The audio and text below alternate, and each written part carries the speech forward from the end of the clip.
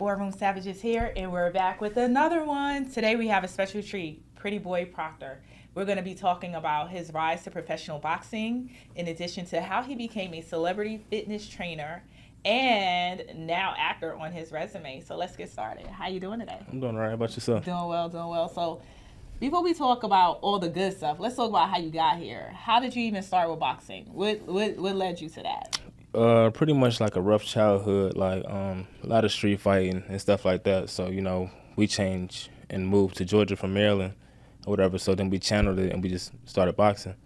Tried to take a more productive route. Okay, if you're gonna fight, let's do it right. Try to get something, let's get paid for it. Right. Yeah. Let's get paid and do it right. Mm-hmm. Okay, so how'd you know you had them hands as a kid? Like you just kind of like, oh, I got these hands. Not necessarily. Also, it's a lot of trial and error. So some people, it just depends on how hard you take the craft, like how serious you take it. No, I'm talking about when you was a kid, when they was like, let's channel this. I don't know when I could punch or whatever. I didn't really have much for him, but I was all right. You was all right? Yeah, okay. I was getting the most. I was getting the better of them. So.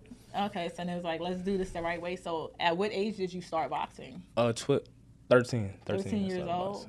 And what was that like? Really, that's considered late. Like most of the professionals that you see, like in the high rankings, they start at like 5 to 6. Wow. So you started at 13 years old. And what was that like? It was rough. I was in 8th grade. I didn't take it serious for the first 2 years. I had my first fight in 2010, and then after that, I realized it wasn't no joke. So you get in what you get out what you put in. So I knew that I didn't want to be on the bottom barrel of the fight caliber. So I took training serious. That's when the competitiveness kicked in? After the first fight. After the first fight. So what happened during the first fight? He was like, let me stop playing. Well, not necessarily that, because in amateur boxing, what they do is they'll match you accordingly. So, like, when they got what you call JO. You're a younger fighter at that point. So you have to be within like 2 years of age to fight each other, unless you're 17. That's different. But I started at 15. Well, I started competing at 15. So I think the guy fought with 16. Dude had tattoos everywhere. Like I didn't think he was 16, but he already had. You could have like 1 to 3 fights or no fights. I had no fights. He had, I think, 3.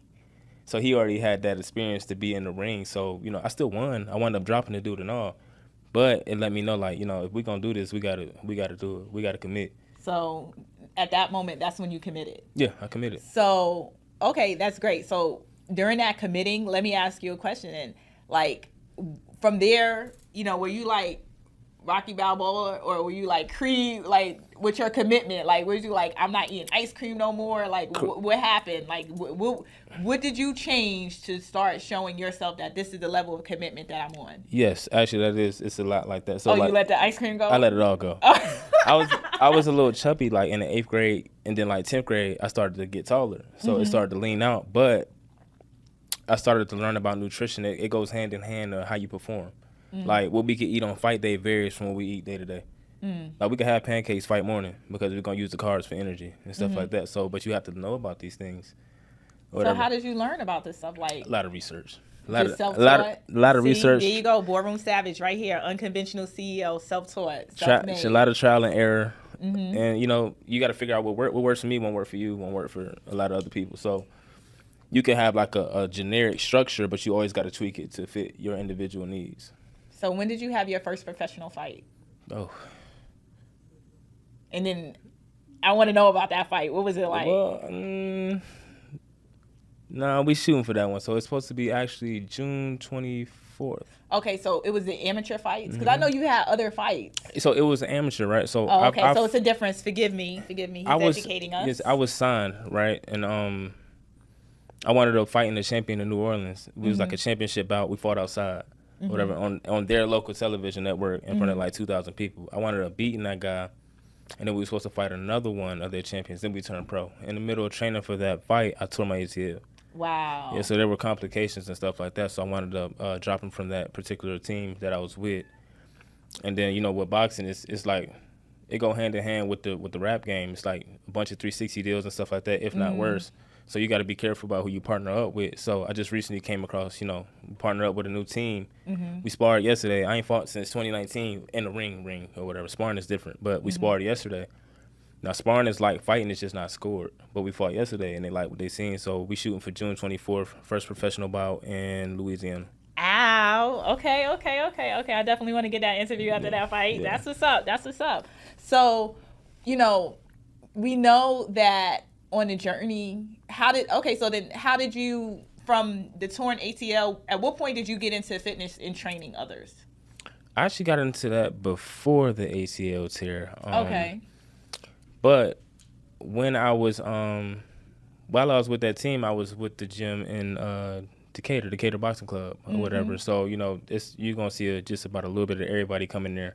And, you know, you're going to come across celebrities and stuff like that. Like, so I had opportunities at that particular gym to meet these people and, you know, develop a relationship. You know, I had a relationship with the coach or whatever if he couldn't make it. And then he would, you know, I would fill in for him. So that's kind of how I got on with that. Yeah. Training, yeah. So, you know, so who are some of the people that you've trained? Kevin Hart, Mace,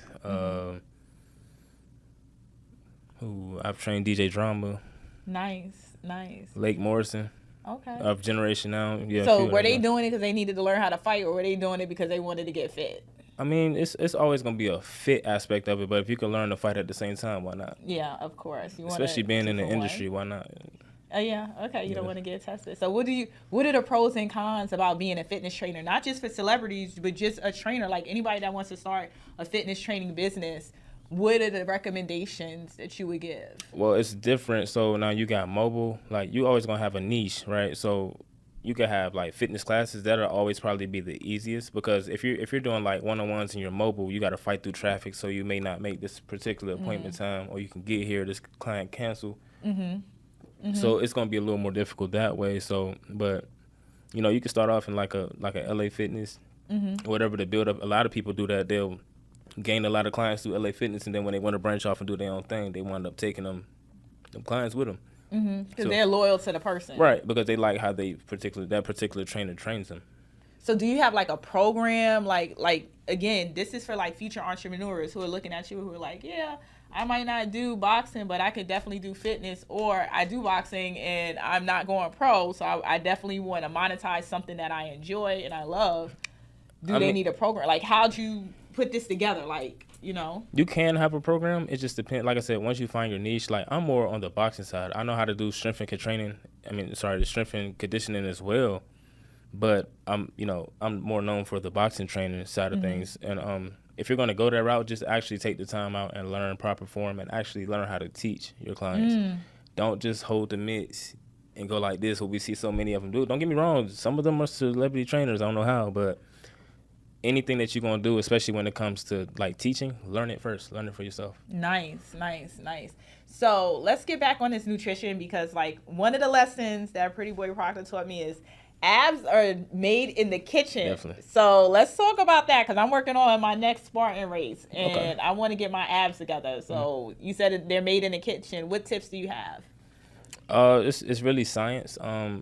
You could try any fad diet that you want. It may or may not work, but things like keto or low carb don't work for me, because I need carbs. I'm a fighter. So when you're in there, or anything you're doing cardio or conditioning wise, your body mostly uses carbs. Now keto, the whole concept is if you intake low carbs, your body converts to fat for energy. It never really worked for me. Don't get me wrong, it works for some people, but I'm not for completely wiping out a whole macronutrient. What's a macronutrient? So macros are broken down into three things. So it's going to be protein, carbs, and fat. Those are your macronutrients. Whatever. So for the whole concept of keto, they want you to pretty much get rid of carbs.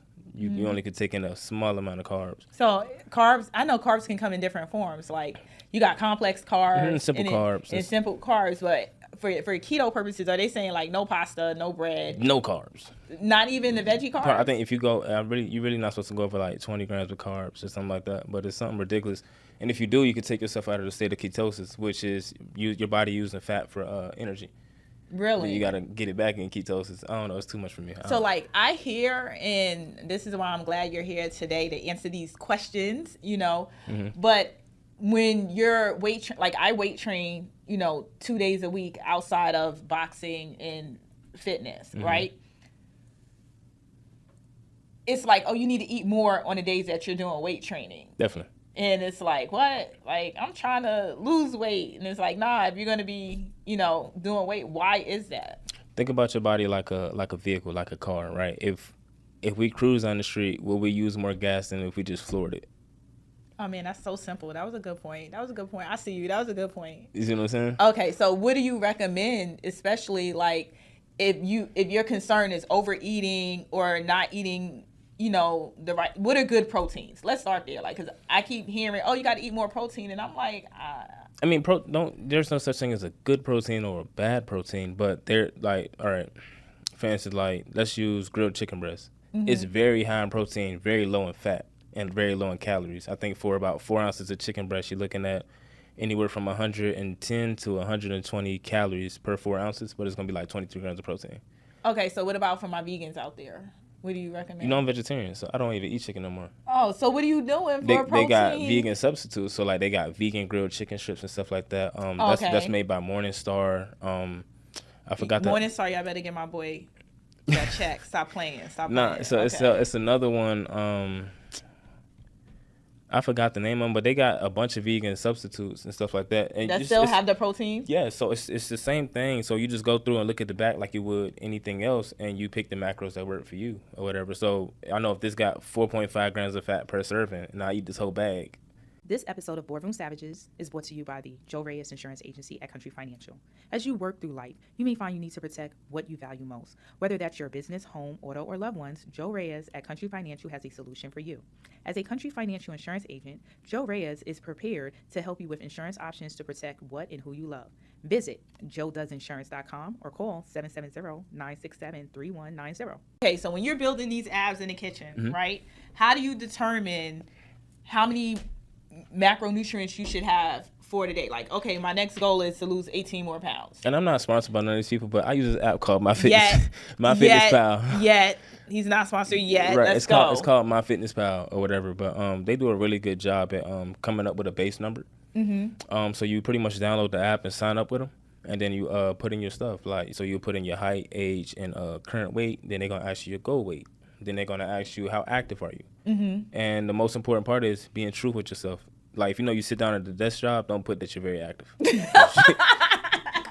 You're not gonna get the results that you're looking for. So just be honest with yourself. Anything, I'd rather undershoot it than overshoot it. Because if you're eating too many calories, you're not gonna see the results that you want.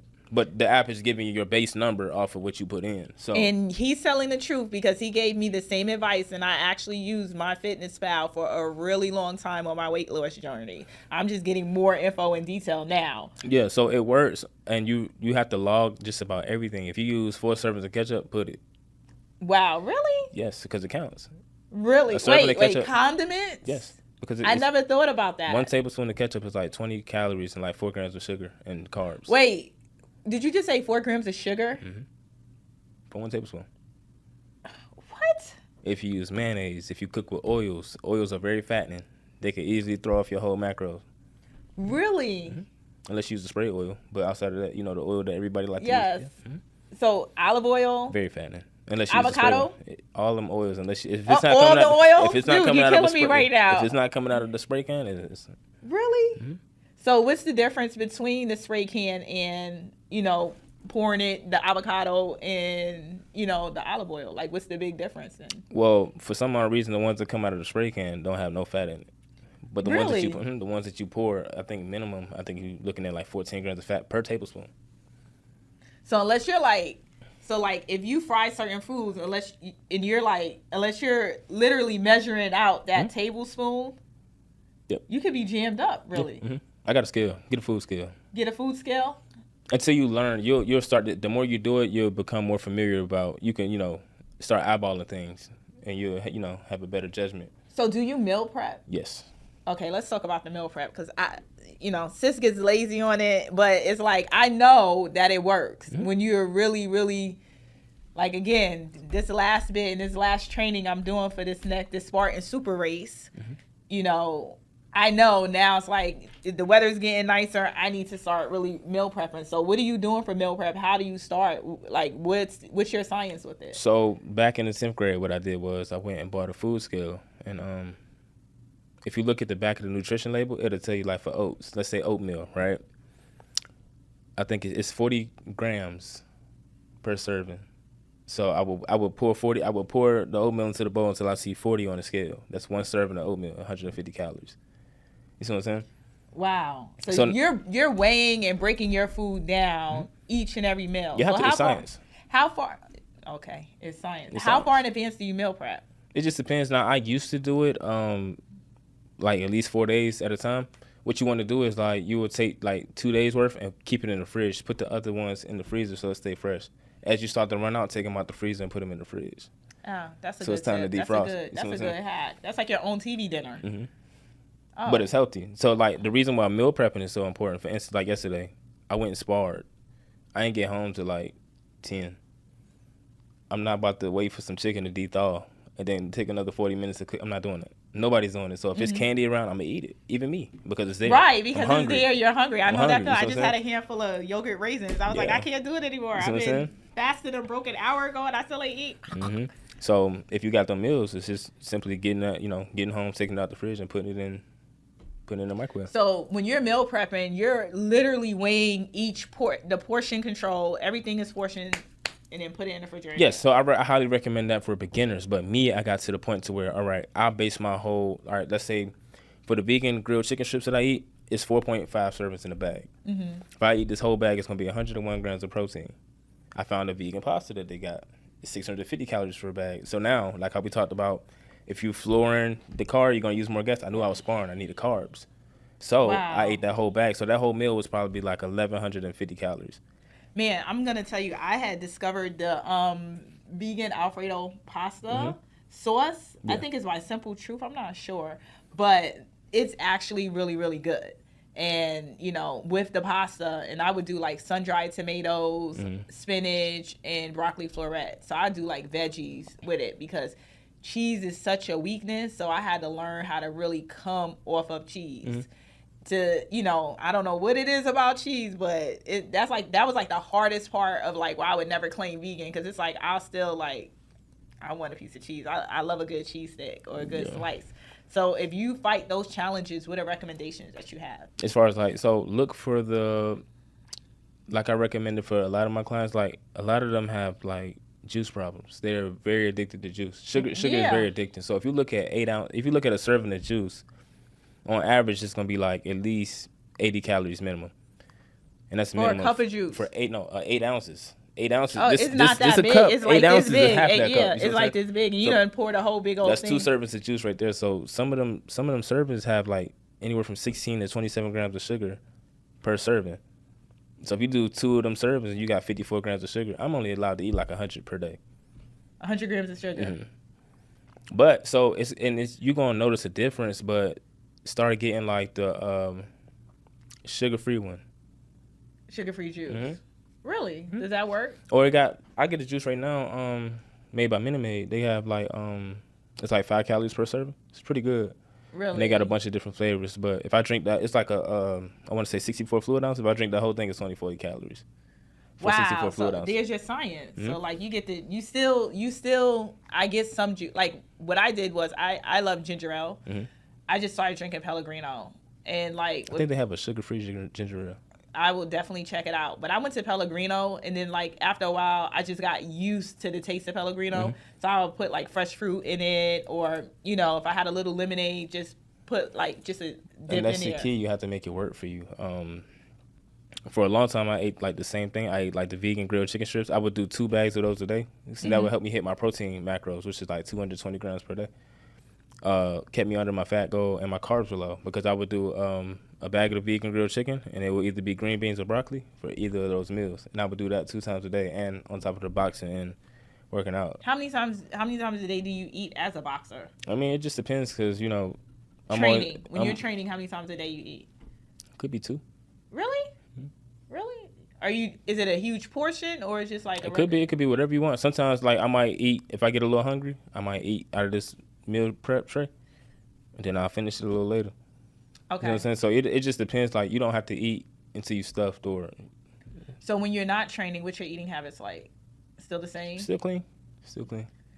So what kind of snacks do you do allow yourself to have? I don't really do I don't do Snickers. Like don't get me wrong. If I eat candy, it's very sparingly and it's so far out. Like I might eat candy once every 6 months. Mm-hmm.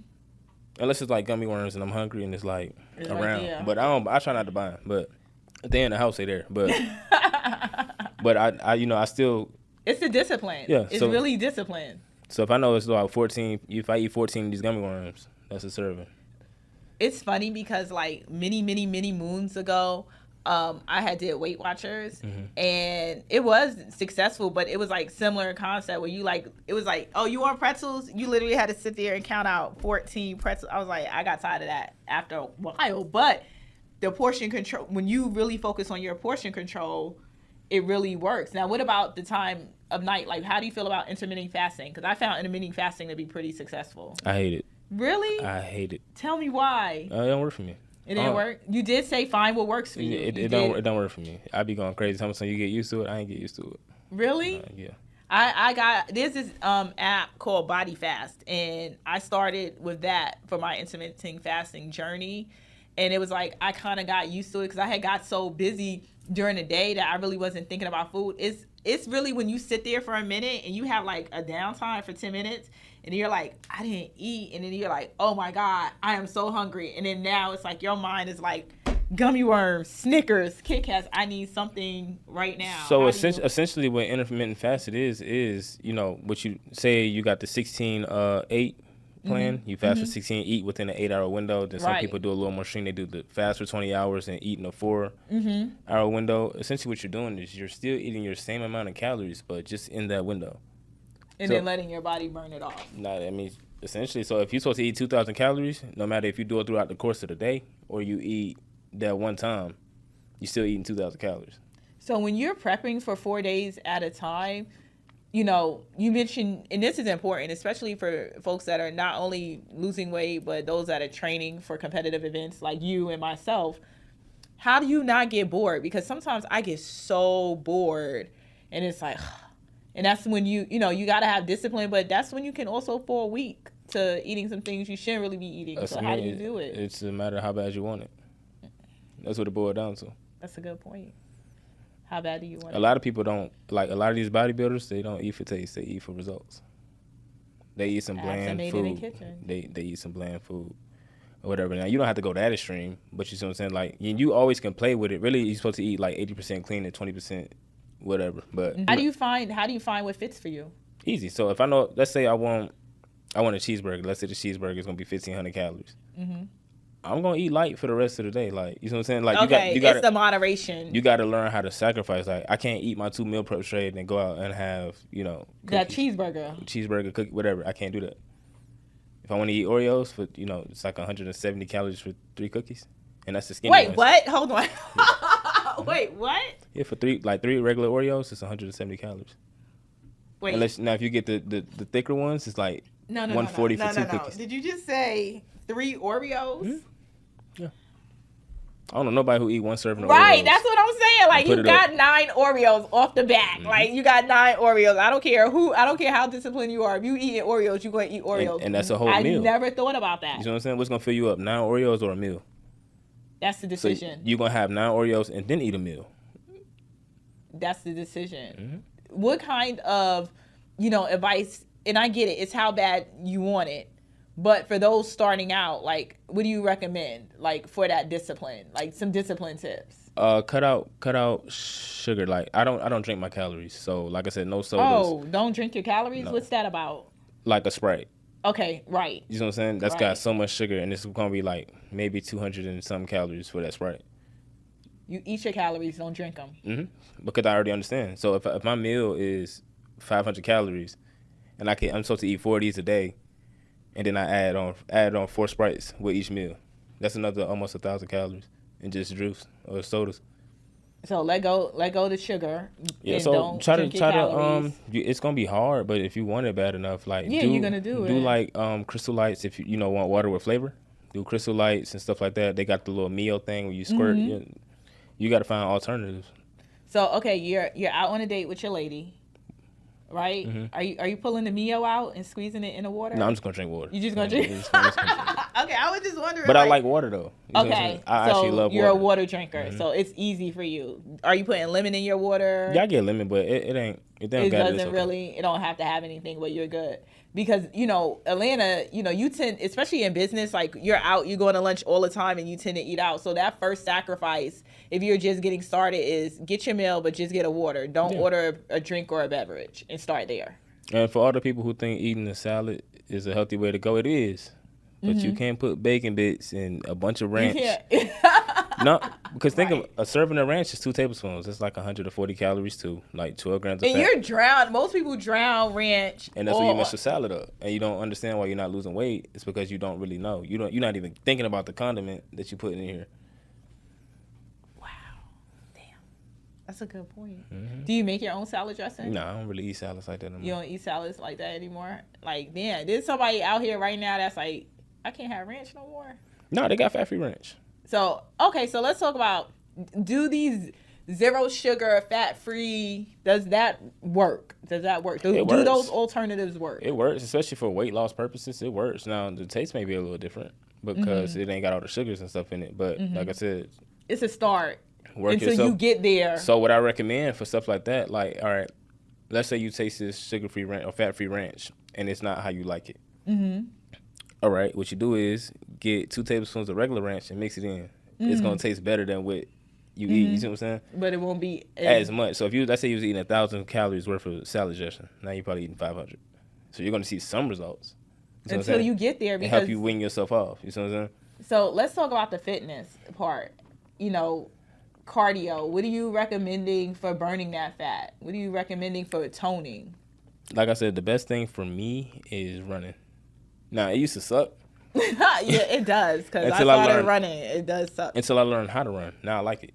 How?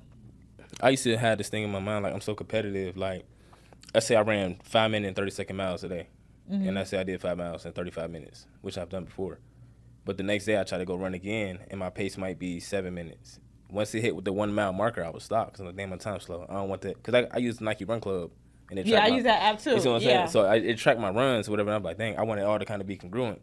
I want it to be similar, whatever. So once I got that out of my mind, and I told myself I would rather finish all my miles than to have a faster time. So if we running 9-minute miles a day, that's what we're running. But we're gonna finish the miles. Nice. You see what I'm saying? So I'd rather see the results. I'd rather get it done. So I had a mental battle with myself and understanding that you don't always have to run fast. It's more, it's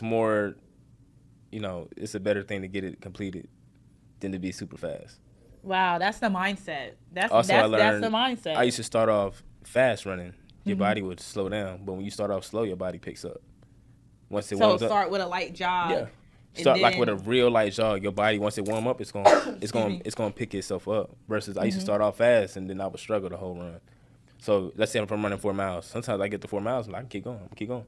Because you're at a slow paced jog. No. Well, by that time, probably within the first mile, you're gonna pick it up. Okay, so that first mile is the warm up. Yeah, pretty much. And then it builds up the momentum so that you can pick up that speed. Yeah, for the most part, that's how it goes. And some days it's just a little rough, and you got to push all the way through.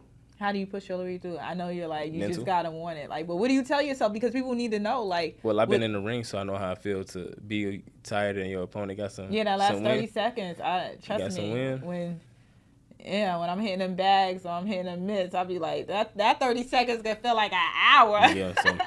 Like I said, it's just your mental. Like, and don't get me wrong, like everybody don't have to have that, go hard or go home mentality when it comes to these type of things. I'm a fighter. Mm-hmm. It has to be that way for me, but for somebody who's just trying to get in shape, I mean, it's okay to walk until you get back right. Sometimes I'll be in the middle of running. I might have like, let's say, a half a mile left. Sometimes I can't finish it. If I ain't eat enough or if I ain't eat right for the day, I ain't have enough carbs. I'm sorry. You pick it back up. You see what I'm saying? But you walk and you finish it, and it's like, I'm done. And sometimes you gotta know when to call it.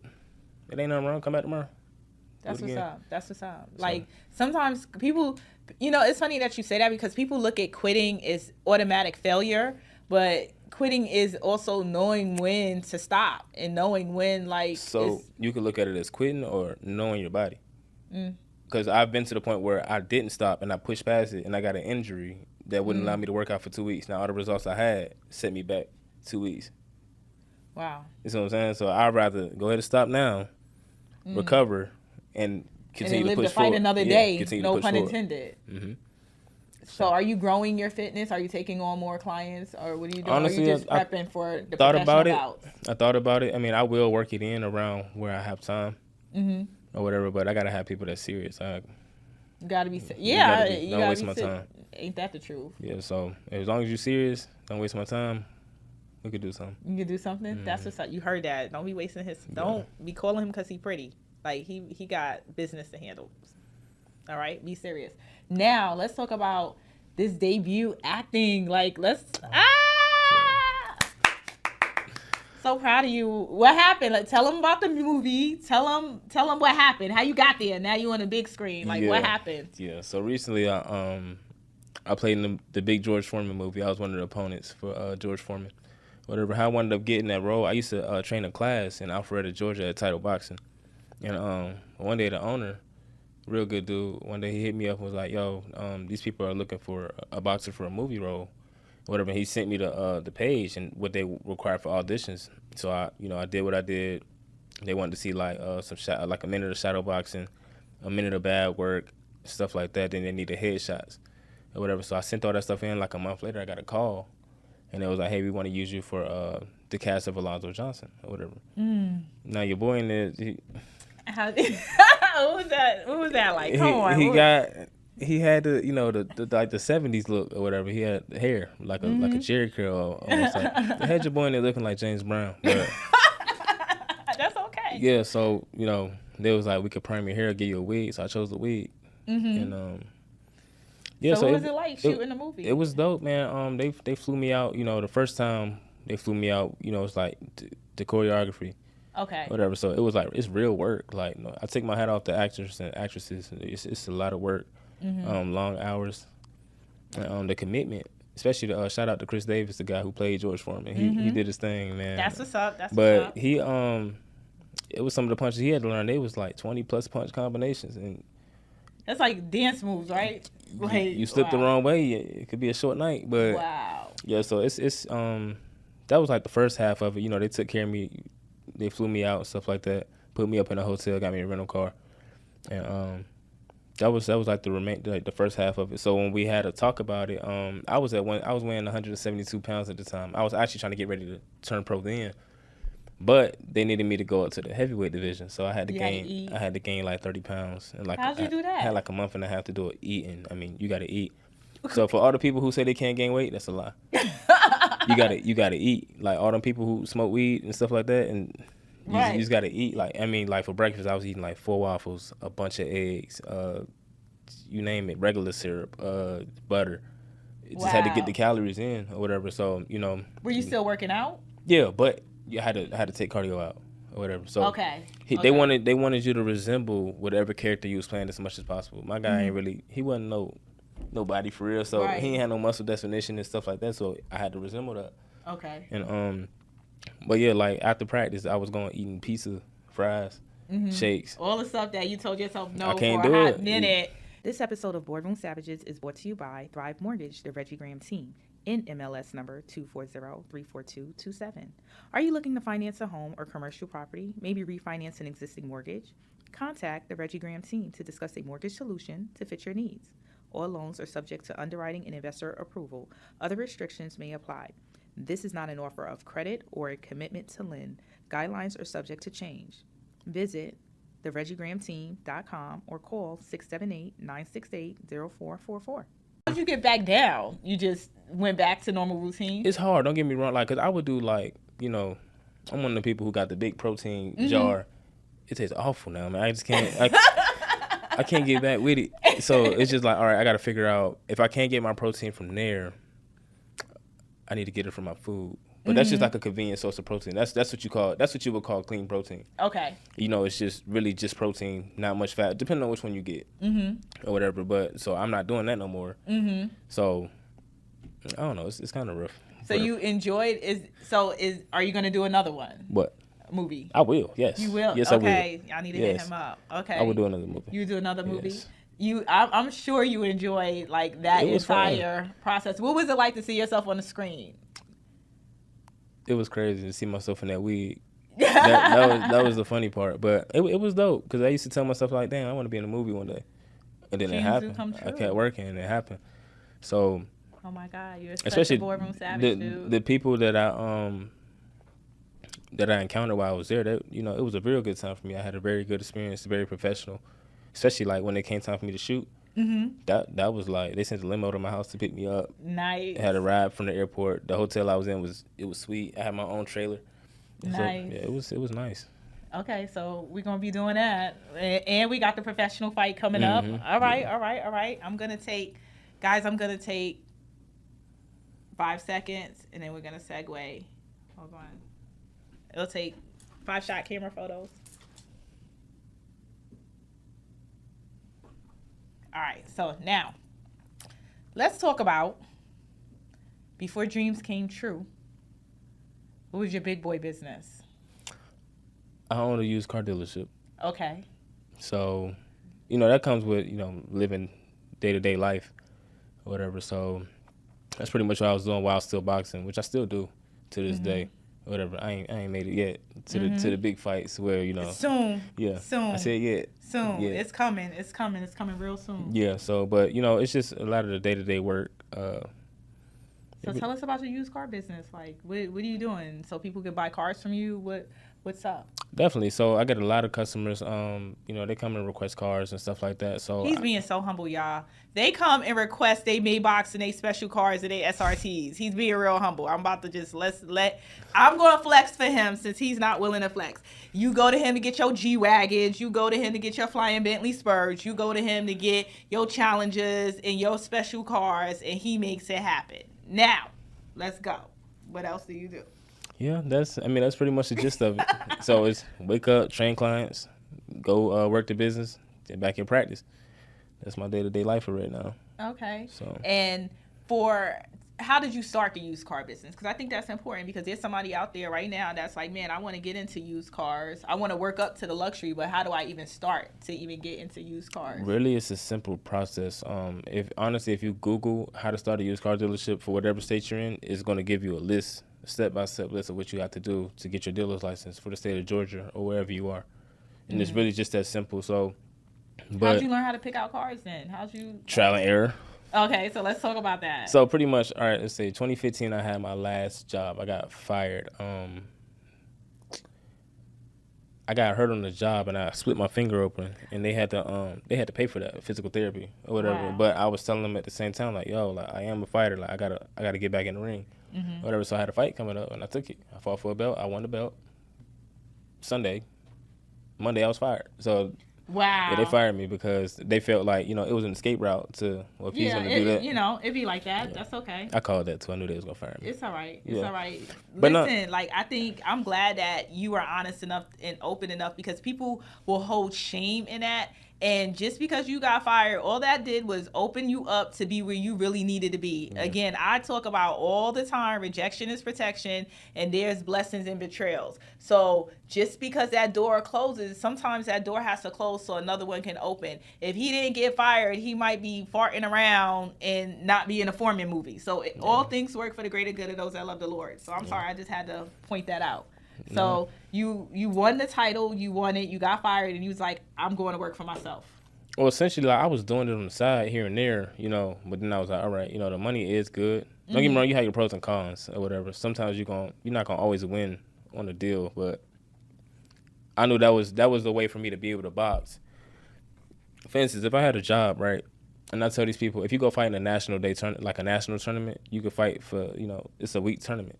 Wow. So you could fight, all 6 days or whatever. But so, ain't no job trying to hear that. Right. I need a week to take off so I can go fight in this tournament. What? Yeah. So, you know what I'm saying? You're still limited in that aspect. So I was like, all right, selling cars, even if it's just enough to get me by and I'm still able to box, I can do it.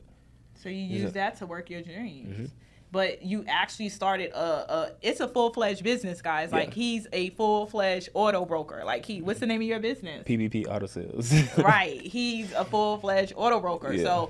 So, from what I'm hearing and I've seen, you took a business to make it work for you so that that business can help you get to your dream. So now you have the flexibility to go and box. You have the flexibility to train. And then also, you know, working for others in your passion, you know, at the different boxing clubs and at the different, that open other doors for you to get to where you're at now. So, you know, when they do the Floyd Mayweather buyout, I expect to see him in that. I'm not playing. I'm speaking that into existence, right? Yeah. Yeah. If we don't, we're gonna see you in Vegas. We're gonna see you. I know we're gonna see you because dreams do come true. Definitely. So I mean, really, it's just about getting on that platform. So now that, you know, we did yesterday, we went and sparred. You know, I fought a guy who's currently on the scene. Still, you know, he's currently fighting or whatever. You know, and Keep going. it wasn't horrible for being, you know, having a 4-year layoff or whatever. So it's like, all right, so we got this opportunity to fight in just a little over a month. Let's take it. Yeah. It's what I've been waiting for. So it's, you know, it's my time to go. They asked me, was it too soon? No. Just, I'm gonna make it work. You You give me this time frame, I'm gonna make it work because it's time to go. I'm only Gotta getting be older. ready. I'm not, you see what I'm saying? So yeah. So once I asked for You this gotta stay ready so you ain't gotta get ready. No point, You already exactly. know. So you already know. I I stay asked- ready so I ain't gotta get ready. I asked for this platform, and now that I have it, I'll be a And fool you- to be like, right, no, you let's can't. wait. Let me wait. Let me Yeah, I think that's also, I'm glad you said that because that's also important because you have to be prepared for what you ask for.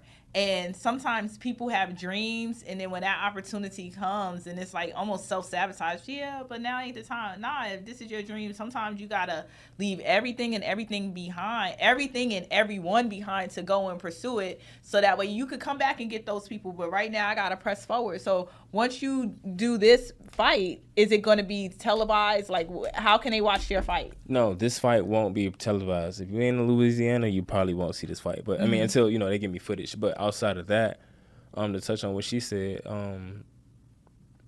I've been fighting for a long time. That don't mean that, you know, we don't get nervous and stuff like that. It don't mean it ain't scary. You fighting in a whole different platform or whatever. You know, we fighting in front of hundreds, sometimes thousands of people. Like, who want to get knocked out in front of that? Ain't So, that so the it ain't truth? it ain't. It's the same thing with chasing your dream. It could be scary, but you'll never know till you go. Like, yeah, it's scary. We can get knocked out, but I tell myself, go anyway. I'm gonna need them press passes so I could be there with the microphone. Pretty Boy Proctor, his first professional fight, because it's the first of many. Now, what's the game plan? Like, what's the end goal? Like, hey, you know, once I go pro, you know, and you know, I win a belt, I'm sitting down, or I'm gonna keep acting. No, I mean, definitely, I always act like that. That money is good. Okay, That money the life is that good. money is I bet. Yeah. Red carpet life, that's what's up. So okay. pretty much with that, like with stuff like that. So let's say, you know, we win the belt, probably defend it a few times. Like, 'cause at the end of the day, boxing is just a vehicle to get me to the next vehicle. You can't box forever. You always gonna have a younger and faster guy coming and stuff like that. So it's just a vehicle, you know. Also create a legacy, but also get your money. You're not in there to get punched for free. That's what's So, up. you know, get take your that money, get your life. Take That's that money and invest it into something to where you'll be straight and your family will be straight for the rest of your life. So, I mean, that's the ultimate end goal for it. Once we hit that point, ain't no sense to keep taking punishment for nothing. So that's pretty much the end goal for that. Well, guys, there you have it. Pretty Boy Proctor. He took the time to give us his time and to give us some gems on why he's a boardroom savage and an unconventional CEO. I hope that you guys were educated, entertained, engaged, and encouraged. And if you're serious about fitness, hit him up. Don't be coming with that BS, okay? And if you got a luxury car that you're trying to get, you need to hit him up. And we're going to watch this career grow for his professional boxing. Thank you and have a great day. With the universe, had to do it with myself first. The universe, feeling